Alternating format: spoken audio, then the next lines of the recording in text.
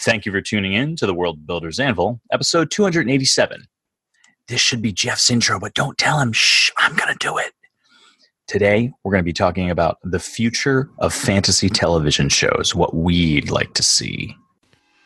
Don't know where to start building your fantasy world? Do you need more? Does it make sense? Forget any worries and become a crafter of imagination. This is the place where we will prime your mind. Now, it's time to heat up the forge. Break out the mithril ingots and hammer. Welcome to the World Builder's Anvil. I'm Jeffrey W. Ingram. And I'm Michael Miller.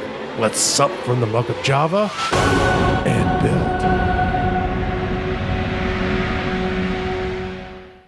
build. Hey, what's going on here? Oh, hey, Jeff, we're about to start the show. It's not your intro this week. Don't worry, I already did it. Oh, okay. Welcome back to the World Builder's Anvil. What this is? No. We're just going to get into it. Okay. Welcome back. Confused? Must be in episode 288. My name is Jeffrey W. Ingram. Totally on the dot. I am Michael Miller. Welcome to episode 287. What? It's my intro. Not your intro. Are you sure? Pretty sure, because there are secrets. And when people find out about those secrets, as I found out about a secret episode that you did, that was my intro. That was Jeff. I'm Jeffrey. Okay. I see. You steal mine, I steal yours. Fine. Drink your milkshake. So today we're talking about television. We're talking about fantasy and TV. There's a lot of television shows out there to be chosen from. In the marketplace today, it's kind of insane. Mm-hmm. I remember watching something not too long ago about late night television and what it was like in the Johnny Carson eras and the amount of viewership. Like think about when Seinfeld went off the air, which was obviously way after Johnny Carson. Seinfeld's last episode, there was like 10 million viewers. Mm-hmm. Nobody can get 10 million viewers on a singular show these days because there's too many platforms. There's so many platforms. There's so many shows. There's streaming services. There's cable. There's so much stuff to be had out there. And games are eating into that market too. Yeah. Yep. So it's tough. It's tough for them to put out really good shows and justify spending the kind of money on really good programming for us to watch. And that makes it tough on those of us that are looking for fantasy. Yes. And fantasies had a history of being bad. Kind of like comic books up until the recent Avengers move outside of kind of like comic cartoons. Books or comic book movies. Comic book TV shows. Comic book TV shows, okay. They were all bad. Science fiction has always done a little bit better.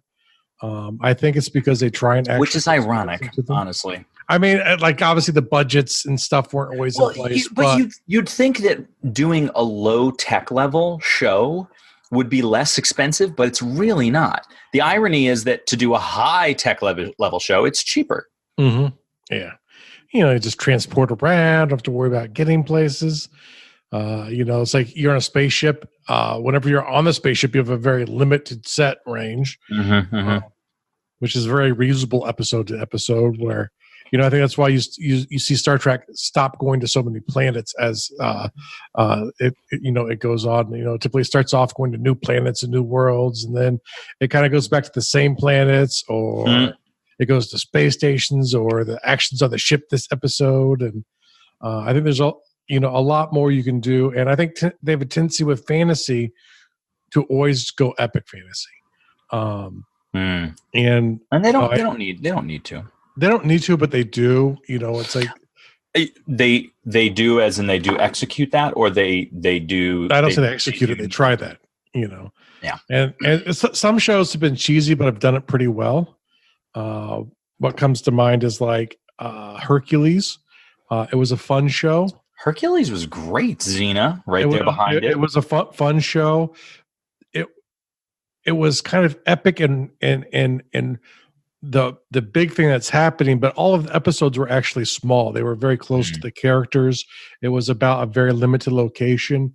And so even though they tried to fake epic fantasy, and in a way, it was a lot more character driven type of show. Even though there was a lot of action and fighting, I would say those are actually some of the better done television shows for fantasy. I was actually a really big fan of Merlin from the BBC. You know what? I never watched Merlin, or rather, I think I've seen part of the first episode. Mm-hmm.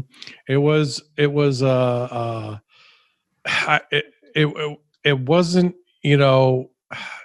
bit more serious than like Hercules and Xena was, but it didn't take itself too seriously either. But it was kind of like looking at it from a distance, it looked like a CW stage type of show. All very young, attractive people are most of the characters, which is not usually a bad recipe. Like that ropes in that ropes in a young audience, and that ropes in advertisers, which is what you need to keep a show like that going. They changed the mythology a bit, but whatever. The mythology that we know is nothing like the mythology of Arthurian court that started anyway. So it's kind of like arguing comic book canon. From what year are we arguing comic book canon to see what's real or not? Because it's changed a lot. So, but it was actually very well acted. Had some really good, strong, dramatic moments and some very fun, lighthearted moments. Most of the fantasy I can think of on television has been lighthearted or cheesy if it's been decent. Otherwise, it's always trying to recapture token, and it's really, really bad. Chronicles of Shannara. I don't know if you've watched any of that. I saw, I think, part of the first season. I don't know if that was good or not. I assume that was going for epic fantasy. What I did watch, I'll admit that I have not watched it in a while, and I don't know if I still have access to it. It was on Netflix for a little bit. It was like an MTV show, I believe.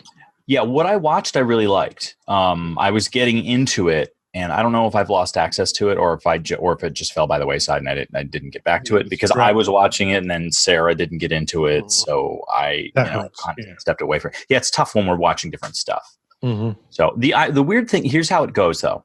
She has more time to watch than I do. Mm-hmm.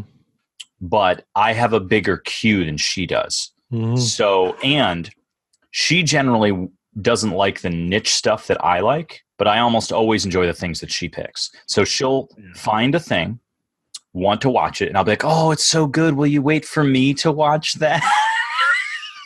And then I have like 7 shows that like she doesn't care if I watch them or not. Mm-hmm. But then when I have time to watch, or she purposefully does not want to watch any of those shows because she has zero interest in them. Mm-hmm. So I have all these shows in the queue that I do not ever get around to watching because when I do have time to watch television alone, I generally don't watch television.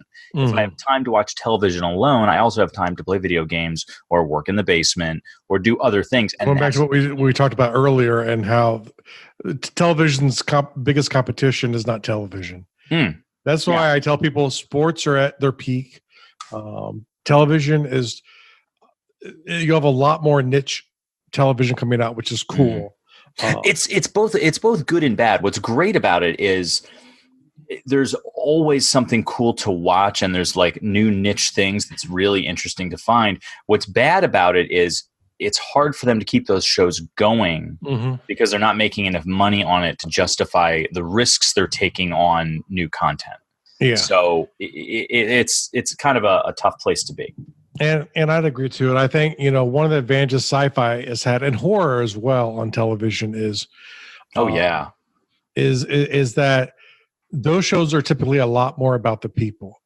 Science fiction or fantasy has typically been more about the quest, the adventure, and which is the reason I think it ends up being cheesy. And this isn't a television show, but like the original Dungeons and Dragons movie. Mm-hmm. And the second one, I think they might have made 2. They were both. Was there a second one?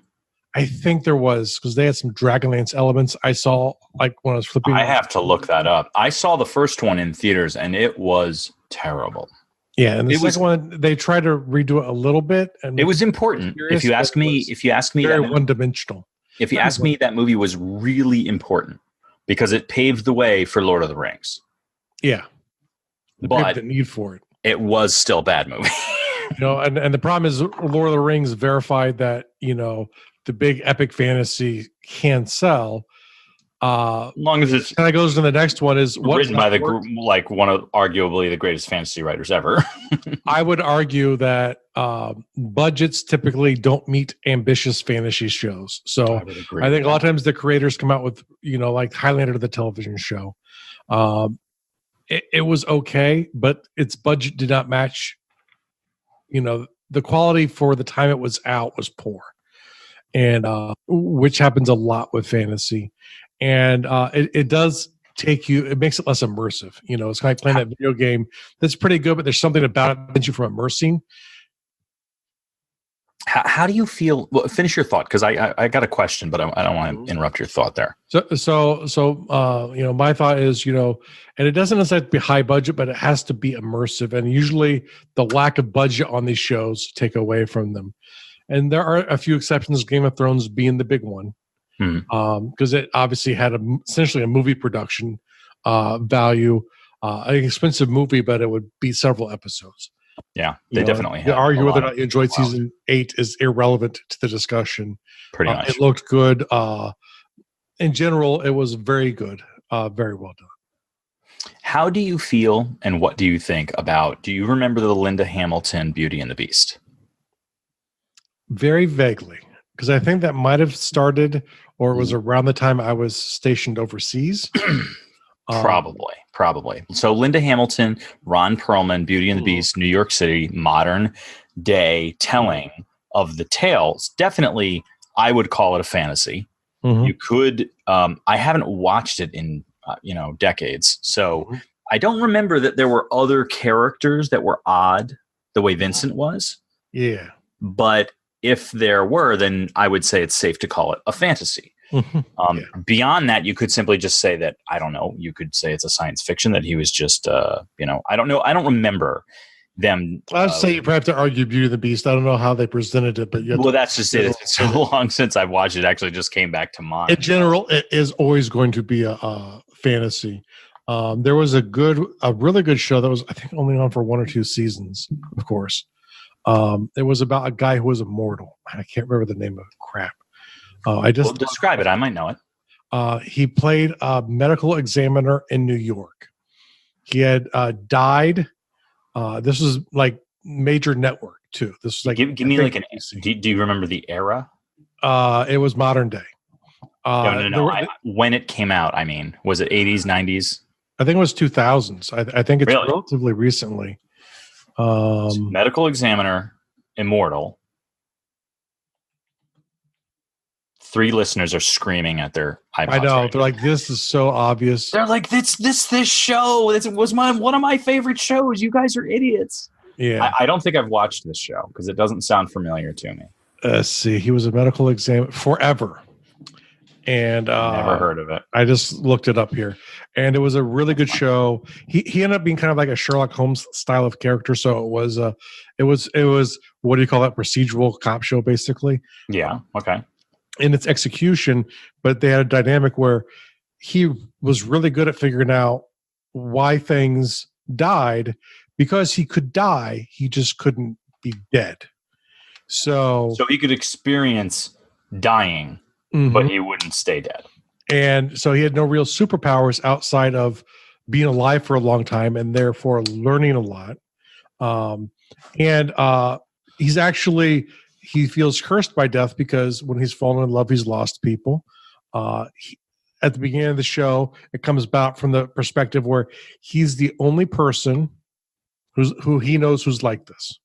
And then you learn, there's very much a Moriarty style character who comes up very quickly.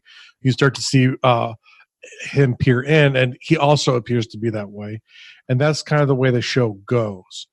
And the good thing was, and I think it was like free on the CW app or like the CW Seed or something like that. They got the rights to it. That's where I watched it. You can download the app. There's some neat stuff on there for free. But the thing that made the show work was, obviously it was the chemistry of the characters, and it's really he felt cursed by being immortal, which most people understand. But the interesting thing is, whenever he would die, he would appear in a body of water nude. He didn't know how he would get there, but so he would die several times during the season and come back naked. Usually get arrested by the cops, which is kind of interesting because he's not a cop; he's a medical examiner. But he draws attention to himself, and the more modern the world becomes, the harder at himself. So it's a question of one of those things where every once in a while he has to kind of disappear himself. So a very interesting show if you get to pull like a Connor McLeod and like fake his death and take the identity of someone else, sort of thing. Yeah, kind of. But obviously, and for the Highlander people too, the further you get in the future, the better controls people have over information, the harder that kind of stuff becomes. So yes, you better earn some real money to buy yourself some anonymity. Now, let's see, where are we? But I think one of the things is when people make fantasy. One, you don't have to make pure fantasy. And most of the stuff that works well on television that's fantasy is not pure. There are a couple shows like The Magicians, which a lot of people do like. I personally don't like the show at all. I haven't watched it. It's a bit too whiny for me, so I don't. Whiny? It's too whiny for you? It's too whiny for me. Yeah. But it's pretty bad. Isn't that another one where it's like a bunch of pretty people? Well, I don't know. I think the main character looks kind of ugly, but it's all young people. It's like college. It's like this whole post Harry Potter academia setting for a magic story, which rightfully so because of Harry Potter has become very popular. But they try and sort of Game of Thrones, make it immature, and which I just thought they were doing it to do it. They didn't really do it to try and make it work. So that's, but whatever. In general, you don't need pure fantasy to work. And the other thing I would say is it doesn't have to be cheesy or epic. And I think most fantasy works better in smaller settings, and it would be a much more controllable kind of budget where it's on a smaller scale than epic on television. You can still have fantasy elements that come up, but it doesn't have to be, the orc army, attacking you at your giant fortress in the mountains. Completely not like anything in Lord of the Rings, but. But luckily, your elves are saved by the wizard at the end. Also, not like Lord of the Rings. Completely not. Very, very different.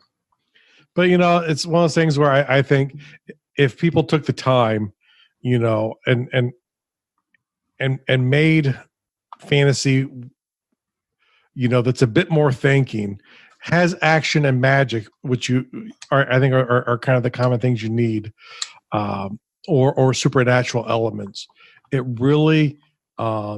really very good on a small scale if you're telling stories that people understand.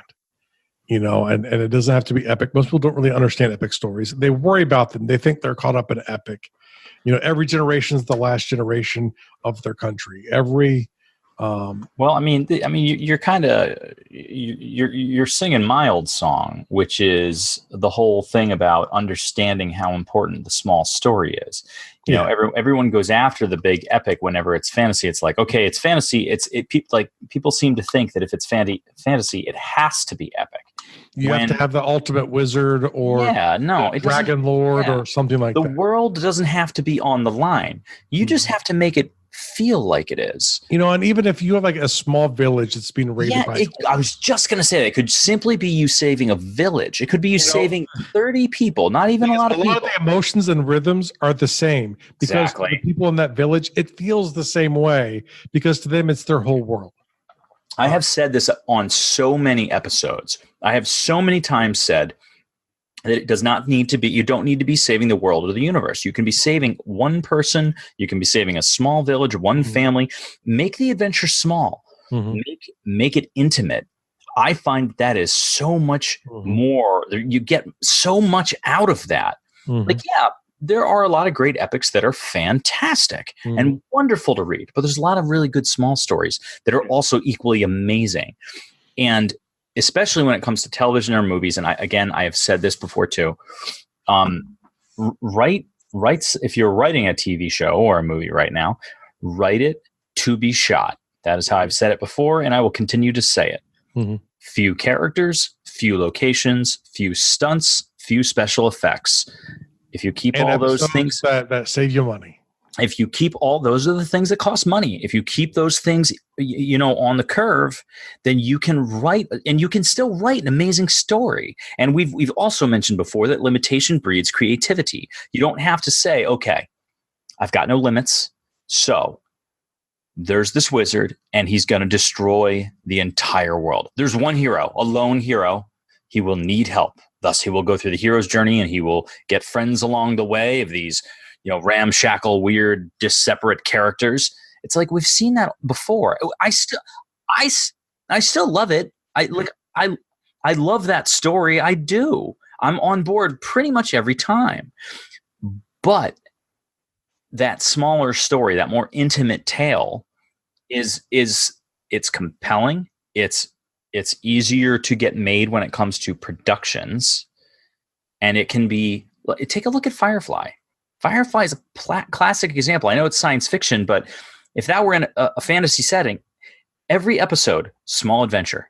We're just trying to get cows from point A to point B. We're just trying to steal stuff off of that train. We're just trying to rescue our friends from this gangster. All of the adventures in that television show were small. And they were all so heartfelt, and like we got so invested in all those characters.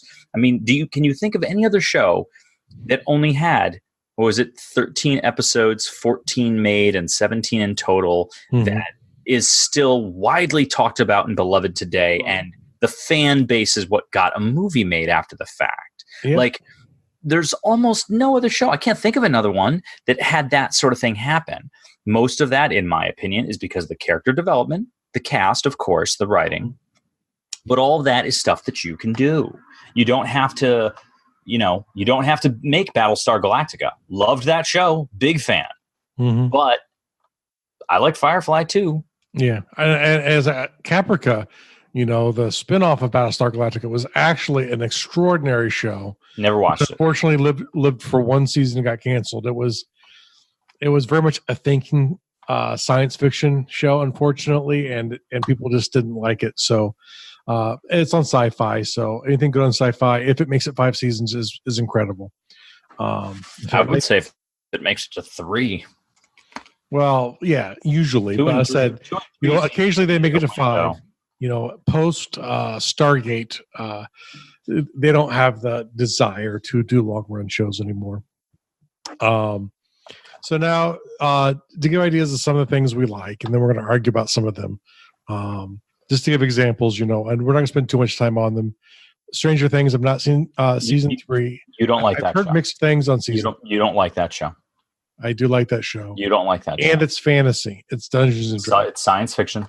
It's Dungeons and Dragons. Science fiction, and you don't like that Dungeons show. and Dragons, and you know it. It's not Dungeons and Dragons. It's Dungeons and Dragons. You have a party. Fiction. Actually, do you want to know what it really is? It's X-Files, and it's Rod Sterling, The Twilight Zone. That's what it is. It's a Dungeons and Dragons adventure. Every season, you have a party who come together. They have a little wizard, and they go fight an evil thing. I would also argue that The Twilight Zone is more fantasy than science fiction, even though most of their episodes fell into the sci-fi category. But the way they were delivered, the important aspects of the episodes. It's not necessarily Dungeons and Dragons, where Stranger Things is Dungeons and Dragons. No. Michael had Altered Carbon, which is way off. That's just sci-fi. Altered Carbon is science fiction. Not fantasy, but we were talking about, like, before we started recording, we were talking about Michael thinks some of my selections are science fiction and none of them are. Yeah, keep going and we'll argue that point. But we also said we were going to talk a little bit about science fiction. Let's keep going. Well, that was your thought because you thought I was talking about, and I'll get to it. No, you are. Okay. Okay. Altered Carbon. Why is this any good? Why is it a good show, or why is it fantasy? And Stranger Things, I'm not going to go into because it's not fantasy. I'll give you that, but it is an excellent show. Mm-hmm. Okay. What are the elements of it that you think are good? Certainly character development. I think one of the most impressive things about that show is actually something that's more technical. Mm-hmm. And you see very few productions that do this. I mean, you'll see it from time to time. Certainly when you have like any TV show or movie that has to have flashbacks where they show you, there's like a big thing that happened to a character when they were young, and that has, created what they are today. So them flashing back to some big event. So what occurs is you have an actor who is your main, character, the actor that defines the show, right? And then you have an actor that plays the younger version of that same character in flashback. And sometimes, depending on the show, that actor has to get replaced a few times if they have to do flashbacks over multiple seasons. And then, that original actor who played the child version of your main character grows up, and they thus have to get a different child actor. Mm-hmm. What I find amazing is when you can have an actor play, when you have multiple actors playing the same character and playing the opposite of Orphan Black. I was just going to say, I was going to use Orphan Black as the opposite. Yes. As an example, like when you have the movie Face Off is a classic example where you have two very different actors playing the same role. They played the same role twice because they both played each other's characters in that movie. They spend a little bit of time playing their first character, and then they spend a whole bunch of time playing the other actor's original character. Mm-hmm. And it's very convincing.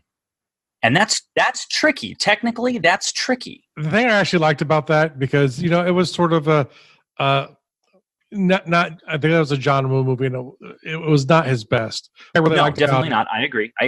But as far as their performances, was that they were playing seemed to be written for the other actor too. Yes. And so when the other actor was playing the character, you bought in and got into them as that character very quickly. And so it was really interesting to see the other characters playing essentially a character made for the other person. With Altered Carbon, the whole bit, if you have not watched, it's such a good show. It's on Netflix. It was made on Netflix. Mm-hmm. Is that a technology has been invented called the stack, right? And the stack is this device that they implant in your spinal column that basically records you. It records your memories, your experiences, everything. So if you die, as long as the stack hasn't been destroyed, they can take the stack out of the body and put you in another body. I forget what they call it. They might call them a shell. We'll use the word shell. It's actually in my watch list. So it's so good. We'll use the word shell because I don't remember the terminology that they use. But so what you end up having is if the a character's stack gets placed in different shells, what you have is a personality moving through different physical bodies. Mm-hmm. And from a technical standpoint of production, what that means is you have to have multiple actors playing the same character convincingly through different episodes. So you have to have in the case of the main character, like an Asian man who is the original character's body, and then a white guy who plays the character throughout the majority of the show. And I don't know that he ever gets pushed into another body, but you have different characters that get pushed into 3 and 4 different bodies. And from a technical standpoint, that means you have to find some really good actors to convince the viewership that you have that very same personality in each one of these bodies. And that's no easy feat. Mm-hmm. And that show does it very, very well. Yeah. No, I've heard it's good. It's in my queue, so I want to check it out. But it doesn't belong this episode, so I'll probably just cut all that out. Okay. Next one, and I won't talk about a lot about this one either, Game of Thrones, especially the early seasons when it's sort of more based off the book. I really like the way George takes real life history and was inspired to create his world. It's very interesting seeing the political stuff. I very much like that. Michael's played my games and he knows political stuff usually is happening and going on, even if the characters aren't involved in it. And a lot of times the characters get involved in it. They might not understand that they're part of it, but there's a level of the story that's happening. Whether or not any of the characters are involved in there is not that. That's for me to enjoy as the game master. And sometimes characters do play and get involved in that side of things, and I enjoy that as well too. And they sometimes change my plans, like good players do. Did I ever change your plans? Yes. I mean, even if they weren't involved in the political side of things, characters always change the plans, So, yes, any good player will change the plan of a game master, and that's a sign that you have a good game going on because it's a multi-person story. So, Game of Thrones. All right, what's next? Lucifer. Big fan. Love this show. Big fan. Season 3 was tremendous. If anyone that hasn't seen it on Netflix yet, I'm not finished with season 3. And the only thing I'd say I'm pleased with, they obviously had a lot more range of the things they could do being on Netflix, but they chose to try and they were maybe a little bit cheekier than they were on network television, but they chose not to go over the top into mature and keep it, basically the flavor it was in the show that people liked. They got Netflix to get the show uncanceled for another 2 seasons. Well, I think that's what's important. I mean, if your base, if your base likes vanilla, you don't sprinkle chocolate on them. You know what I mean? I mean, You want to sprinkle some chocolate chips in there, and then maybe if your intention is to get it to chocolate, you got to do it easy. And I think Michael wanted to argue that this was a bit of a supernatural show, but the way it's Lucifer, it's absolutely a supernatural. It's very much high fantasy characters stuck into. It is a supernatural show. You're just saying because it's angels and demons. What do you think makes it fantasy? Please argue fantasy for Lucifer. It's magic, right? So it's these are strong mythological characters. Angels and demons are in fantasy novels too, and the way that they're done, they're fantasy. My point. You're actually supporting my point. Everything you're saying supports my point. No. Yes. It's magic. You're wrong. Moving on. Okay. So Michael's actually going to hack into my computer later and cut that show off. I'll cut that right out. Michael wanted to add Good Omens. I've seen the first episode. It's well done from what I've seen. Well, let's say this. Let's say Lucifer and Good Omens are mythological shows. I think that's a nice in between. Aren't connected at all. In between fantasy and art and science fiction or supernatural. I think that's a very fair concession. Mm-hmm. Okay, and we'll pretend like King Arthur is not mythology. It's not. It is. It's magic. Arthurian lore. It's mythology. It's English mythology. It's not mythology. Yes, it is. It's fiction. Of course. Yes, like Zeus. Yes, it's fiction. You're saying Arthur.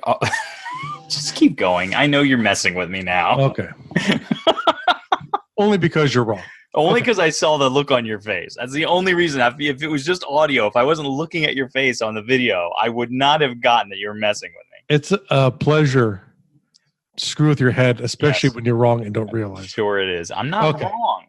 Everyone go to the Undercroft, facebook.com/groups/Undercroft. Hashtag Jeff's wrong. Michael, you're wrong. Hashtag Jeff's wrong. Okay. Good Omens. If you're a big fan of Terry Pratchett and Neil Gaiman, a lot of people like it. Big fan. I actually never got into the book. I tried. I'll admit I have not watched the television show, but it's only because I don't have access to it. But Good Omens is my all-time favorite book. It's you could argue that Villains by Necessity might be, but I think Good Omens probably takes it. Like Good Omens is one of the few books I've read more than once. I've read Villains by Necessity more than once. Villains by Necessity is mainly more of a sentimental favorite, where Good Omens is actually your favorite. I love Good Omens. Oh, it's such a good book. Terry Pratchett and someone else. If you guys haven't caught it, Jeff kind of has a thing with the he who shall not be named, because who shall not be named. Jeff. He has released multiple ideas that were Jeff's, that he broke into Jeff's computer, he stole Jeff's ideas and then released them. I'm pretty sure, yeah. Like Jeff had the ideas before they were published by this other person, which beckons great minds think alike, and that he just beat Jeff to the publishing aspect. Mm-hmm. Or he stole them from Jeff. I'm just saying that could be one of those two things. It's definitely true. But that's why Jeff has a thing with that he who shall not be named. We'll say the author should not be named. We don't want to confuse it with sorry, with epic fantasy characters. I have something in my throat. Okay. And now there could be a lot more if you go into shows that I would call supernatural. Like I enjoyed the show Supernatural. I thought it was fun. I like the show Supernatural. Now, where would you put like an X-Files? X-Files could definitely go under fantasy or science fiction. I think you could make an argument. I think it depends on the episode, right? Or horror. I mean, really, I think horror it's horror fused science fiction. Sure.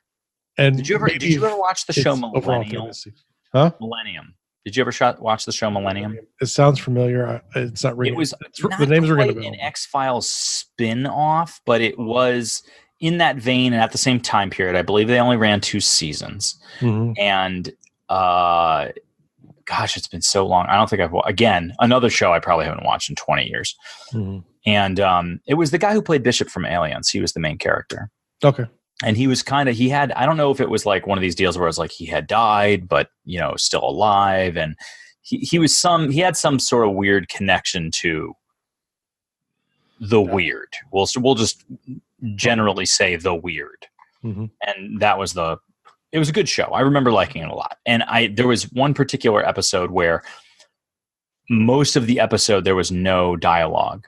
Mm-hmm. Yet throughout the episode, they very much made it clear that throughout the episode, he was meeting the devil and refusing a deal that the devil was proffering to him, even though most of the episode was silent.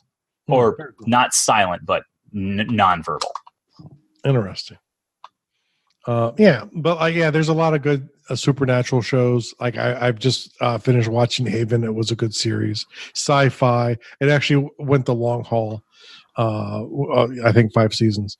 The long, really long show. It's like okay, because to get into let's take a second. Tell me about Haven, because I've heard the name, but I don't know anything about it. It is another procedural cop show / supernatural. And essentially, procedural cop, but supernatural. Yes. So X-Files, right? So you're a cop solving a mystery every episode. Okay. And so it's an FBI agent shows up to a small town in Maine based off of a Stephen King book. I think The Colorado Kid is what it was called. Oh, so this is does it take place in like a Castle Rock setting? Is it officially a Stephen King thing? It's officially a spinoff of the book. I think it takes place afterwards. Mm-hmm. And essentially you have this FBI agent who you come to learn is actually a copy of an actual FBI agent who's real and is not, but has all of the same memories of the FBI agent. Copy, like a clone sort of thing? Yeah. And she shows up into this town in Maine where they have this thing called Troubles. And Troubles are like superpowers, except people really struggle to control them. And with certain types of powers, that's why they're trouble. So it's like I might, make things that are made of organic material dissolve if I touch them. Sounds bad. It kind of sounds like Fringe. Did you ever watch Fringe? I watched a little bit of Fringe. Okay. But the idea was this one character that you start to realize very quickly, there's a picture in the past of someone who looks just like her. And now she has no knowledge of her parents. So she starts off on the theory that it's her mom, but the lady looks just like her. And, so you sort of follow this progression show. It's pretty good. And then, you get to the last season, which is actually a full 26 episodes, which kind of impressed me. I guess it's like they needed an extra season to finish it off, but they didn't want to do it at 2 different times. So they just did a full season and released 26 episodes to finish it off. But a good story, good twist, good writing. So, but there's a lot of shows like that, a lot of comic book shows that I've liked recently. So Yeah, that is the thing to do with so I could spend all day going into those types of shows like X-Files. I would kind of put into that category where I wouldn't include it here, even though you might be able to make an argument for it. I think you can make an argument. But now there is an endless plethora of bad things. I mean, if you're going to talk Haven, I think you can get away with X-Files. Well, I only talked about it because you asked me to, because I said that you mentioned it before I said anything. I wasn't even going to mention that show. I mentioned that as the type of show that was in that category that I was not going to get into, that you asked me to get into. I did not hear you say that. You never listened to me. Part of. I make it a point not to listen to you. Okay, now I want to talk about some bad shows. Why? Just very briefly. Just hey, avoid this show. This show's bad. Avoid the show, or if you want to know what not to do, two come into mind. These are also sci-fi. Sci-fi, most of the stuff that comes out from the network is really bad. If it's good and they figure it out, they tend to cancel it. They tend to cancel it, yeah. As soon as they realize that it's actually good, they try and cancel it. So, but the two that come to my mind that maybe sci-fi's a front. We just discovered something. Maybe sci-fi's a front. Maybe they're actually trying to lose money on the books, but have money on the books. Mm-hmm. Sci-fi, the whole sci-fi channel might be a front. It's all tax write-off. But there's a show called Earthsea and another one called Riverworld that were so bad I could not. That sounds very similar to Waterworld. Earthsea, Waterworld, Earthsea. Well, and Riverworld, which I believe is in the same world as Earthsea.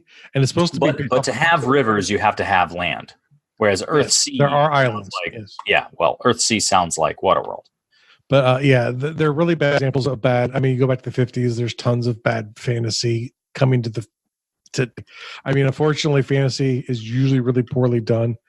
It usually has very unengaging one-dimensional characters. As epic setting without the budget to back it up. Usually it's better if you're trying to do that to go cheesy, and at least people can enjoy it. Hercules, Xena. Yep. Which would have these really serious episodes, and inevitably the next episode would be like Xena has a doppelganger bad guy, or it's a musical episode, or I loved the musical episodes. Those were the best. I believe those were the shows I saw that on first too, and that kind of went mainstream for a few years as well. But and every show now wants to try and fit in a musical episode. But that's the way it rolls. So I think Buffy had one of the best musical episodes ever. Buffy, a great, once again, that'd be in the supernatural category, or it would be mentioned as good. But it goes against my argument that there's no good fantasy on television, or very little. There's going to be the new Lord of the Rings show that I'm sure will at least have a good budget. I will give them a chance. I am excited. That will definitely get a chance. There's the new Dark Crystal I've not seen yet. Ooh, yeah, that's true. But isn't that going to be a movie? Isn't that a movie, not a show? That's it. I thought that was an actual series they were creating. Really? I thought it was a television or a movie. Wrong. I did not. I thought it was a prequel movie. I could be wrong. I thought it was a prequel series. I could be very excited by that. But yeah.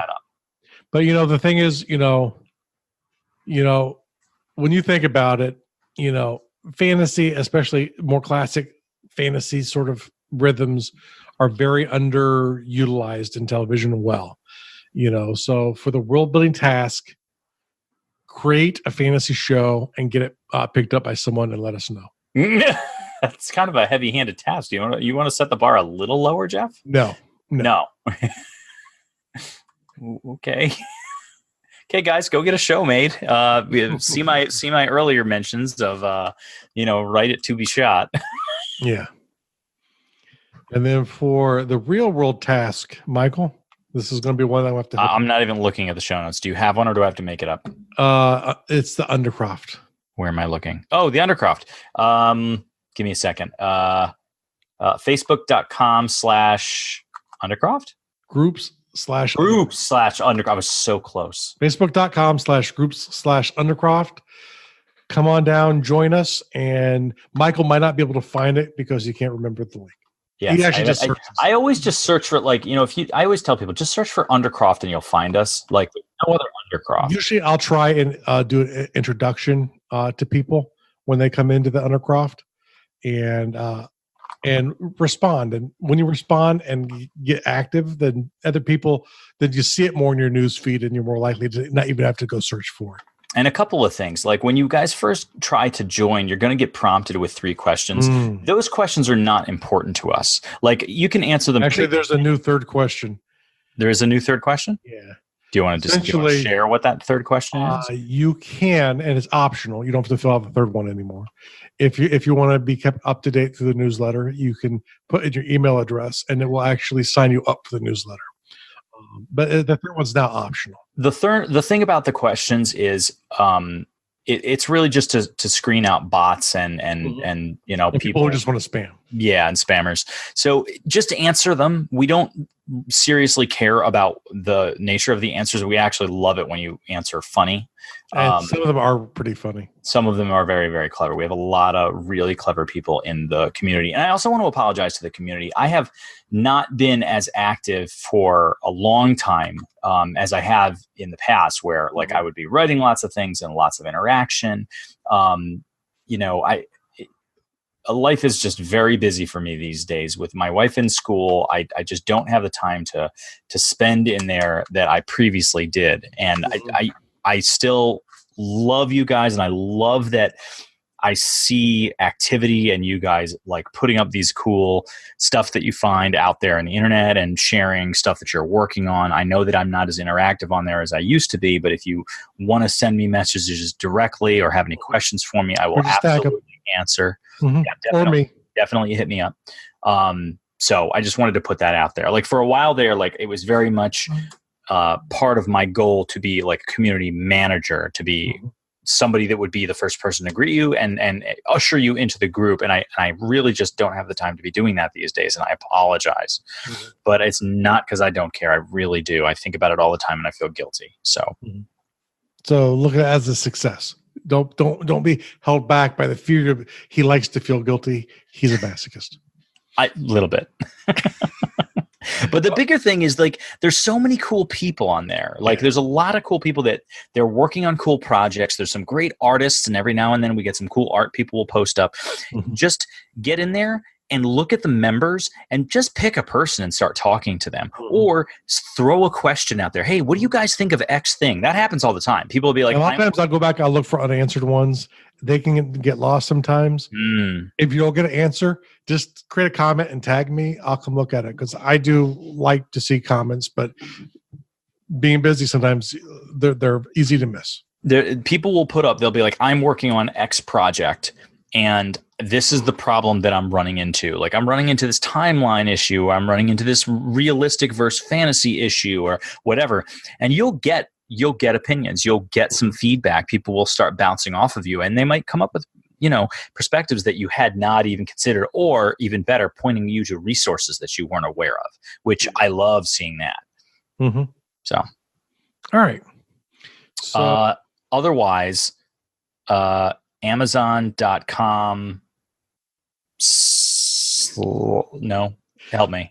Garduel.com/Amazon. Garduel.com/Amazon. Go to Garduel.com/Amazon. It's going to take you right to Amazon. It's going to kick back to the show and help us out to keep bringing you good content like this. And what is it? Amazon days are coming up soon, or will this be posted after that?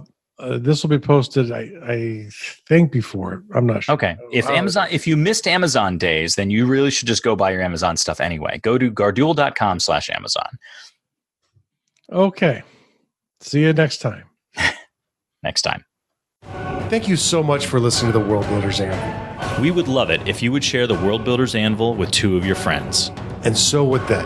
If they are unfamiliar with podcasts, then you get to introduce them to the wonderful world of podcasting. Take them to Stitcher or iTunes, or best of all, just send them to our website, www.garduel.com. That's GARDUL.com. Now strike while the mithril's hot.